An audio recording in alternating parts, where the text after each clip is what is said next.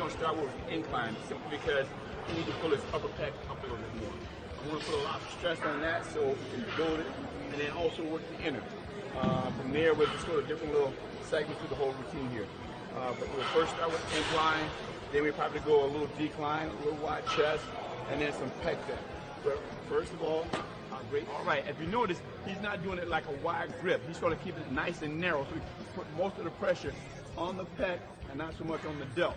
His elbows are slightly forward, so that also keeps it on the pec. Sure. Now, when his elbows are flaring out more, there's too much stress on your delt. You're more likely to tear or whatever. But here it's very safe. And this is not a fly. This is not an incline fly. Not a fly. This is an incline press. Yes. You'll notice, obviously, he's got a slight angle. If you're looking straight on, his dumbbells are not straight. His hands are actually angled. Right, because we're trying to keep it here, not too much on the delt. Right. Once he starts to angle his wrist here, it sort of flares up on him. But by him turning like this, it drops down, elbows down, all the pressure on your pec. Sure, and obviously the advantage of using dumbbells, if you wanted a straight grip, you just simply use a barbell. Barbell, yeah. Nice and tight. Good. Good. Squeeze it in. Squeeze it in. All here. Come on. Squeeze it. Come on. That's on the elbow. Right here. There we go. Good. Those elbows. Good. Let's go front. Bring it and press. Good. Come on. Bring it and press. Good. One more rep. Here we go. Big rep. Come on. Bring it. That's it. Good. You notice that in the beginning, what happens, you're a little weak at that, position pushing because you're not used to it.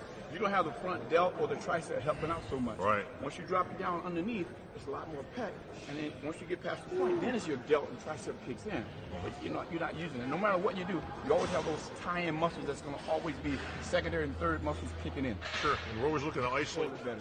And you don't need a lot of weight. We can drop our body below where we should be, and you get a much better stretch. Sure. Now, I know you have a very unique way of using this piece of equipment, which obviously we're going to show right now with Adam. Yeah, because normally this is above his head. Normally a fly is right across the pec, but we're trying to build this tie-in muscle to get it a lot stronger. So what we do, we drop below it. And look at the stretch he gets. He goes all the way out and he let it stop, then he goes down. He brings it and squeezes it to the center. And this is a big time stretch, as you can see. Yeah. Obviously, we've got the right angle on here. You can see his arms are clearly almost behind his head. Right. He's getting a huge stretch. And on an exercise, you're going to want to dump a whole lot of weight on. Oh, no, you couldn't use weight on this. No, you're not looking to throw 3 plates on the side here. Not a power exercise, but a very great stretch. And obviously, he's using the machine. I'd assume that you cannot do this with dumbbells. You can do it dumbbells, but much lighter. And what we do, we use the stop as a safety measure, so it only allows you to go so far before it stops you, and then we push it back out. Yeah, there you go. Good set. That's a tough one there. And I have seen you use dumbbells, but you wouldn't use them on a flat piece here. Oh, no. We use them on incline. You use them on an incline. Yeah, incline. Much better. And a bigger safety issue. Yeah. Right. Do not try this at home on a flat bench with dumbbells. Trust me, you will leave both shoulders on the floor. So take heed to what Charles is saying. You have this piece of equipment. It's a great piece, as you can see. Didn't take a whole lot to get Adam going there. His chest is on fire right now. Yeah, it's tight. That's why I'm trying to stretch it out a little bit. In Waco. That's right.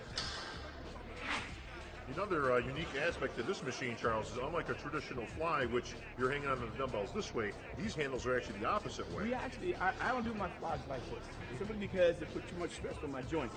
When I take it this way, I don't feel it as much, but I get a much better stretch. But if I do this way, it drops back a little too far, and you can also feel that impingement here. Sure. Probably a good shoulder saver, too. It's obviously shoulders. I mean, we talk about it a lot when we're talking about bodybuilding, but you really have to save the shoulders because they get beat up on everything. Chest, every back, single movement, arms, shoulders, they take a beating. There you go. Notice the stretch. There you go. Kick it all the way out. Let it go all the way out first, all the way, now down. Now push up, now push it in. There you go. Good movement. There you go. All the way out, up and in. There you go. Good. Now, if you want a better stretch than this, all you do is lower the racks.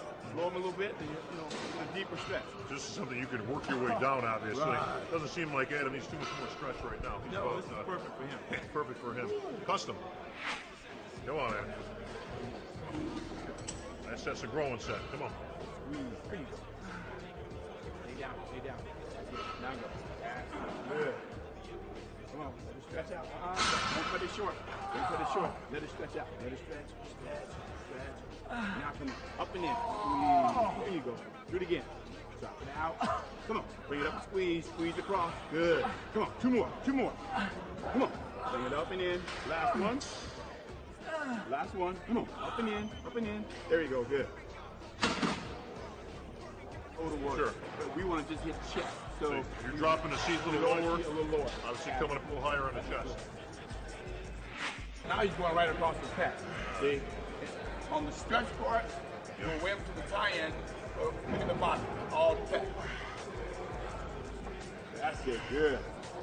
And you're also getting that pause every single time. You can plainly see from the side here, obviously, where that's coming on his chest. It's right about low to chest level. Right here. Right. So if you were to draw a line across his chest and where he's hanging on to that, you can see how low he's got that. That's it. Squeeze it out and hold the top. Squeeze it. That's it. That's it. Two more, just like that. Come on. One more. Good. If you notice, every time we use our heavy piece of equipment, we also go lighter as we start to get further into the workout. Because why? It's safety. This way we don't worry about him getting hurt. There's no injuries. There's nothing. I mean, he's just still all chest, and there's nothing other muscle working. So that's really good. And the key is that it is all chest still, Charles. By obviously lightening it up or going by according to what you're seeing in Adam's workout, the last thing you want to do is keep going heavier as you go. All you're really going to do is to start involving secondary muscle groups. Yes. The triceps will start to take over when the chest starts to fail.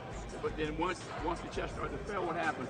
You're either going to injure that muscle by trying to push it even heavier. So you want to sort of back off no matter what. Yeah. So you're still training chest. Yes. Once again, the emphasis on this piece is that the seat is very low, which obviously brings the grip very high. It's still coming across at that lower chest area, which is a good sign and angle there, not square like you're hanging onto a bar. It's the same angle we have when we do incline press. That's right. Makes it easier. Modern day science. Okay, let's see what you got, Adam.